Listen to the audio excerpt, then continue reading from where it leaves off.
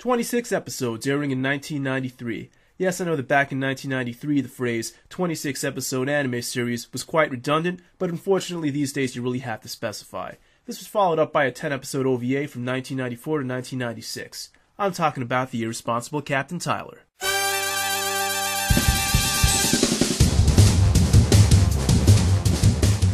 As a matter of pointless nostalgia, there are certain titles from a certain period of time that I have to watch if given the opportunity. These are the shows that were popular on the IRC channels I hung around in back when I was first getting into anime.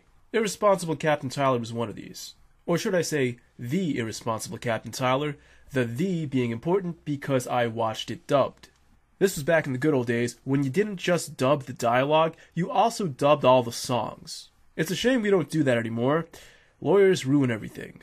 The anime is based on a series of light novels called The Most Irresponsible Man in Space, which I gotta say is definitely one of the best titles I have ever come across. Now, if they'd kept that title, I'm sure I would have watched the anime 10 years ago, but instead they chose to go with a less appealing The Irresponsible Captain Tylor, which isn't a bad title by any means. It's just that adding a person's name to a title generally makes that title more boring, not less. Unless you already know who that person is, that person's name has some literal meaning, or it's one of those inherently cool-sounding names that don't come around too often, why should you care exactly what that person's name is?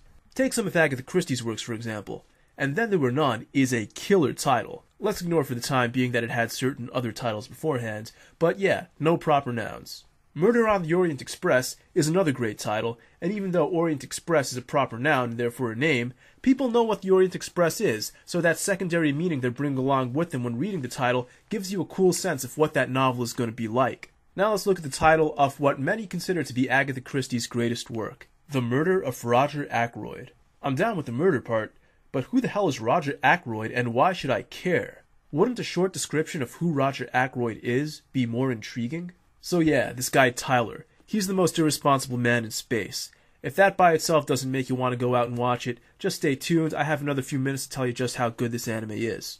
Tylor's a lazy badass who wants to join the army, not so that he can fight, but so that he can get a cushy desk job in the pension department. He ends up saving a retired admiral's life and gets promoted to captain. His superiors, however, think he's an idiot, so they assign him to the crappiest spaceship with a dysfunctional crew. It's not entirely clear whether Captain Tylor is stupid or stupid like a fox, but somehow his unconventional style brings his entire crew together and earns them victory after victory in battle. This might sound a lot like a typical space action anime, but the one anime I compare it to the most is Great Teacher Onizuka. This already places it in high regard since Great Teacher Onizuka is a triple plus level show. The similarities start with the titles, which have an adjective followed by a job title followed by a person's name. Tylor has to win over his crew, much the same way that Onizuka has to win over his class.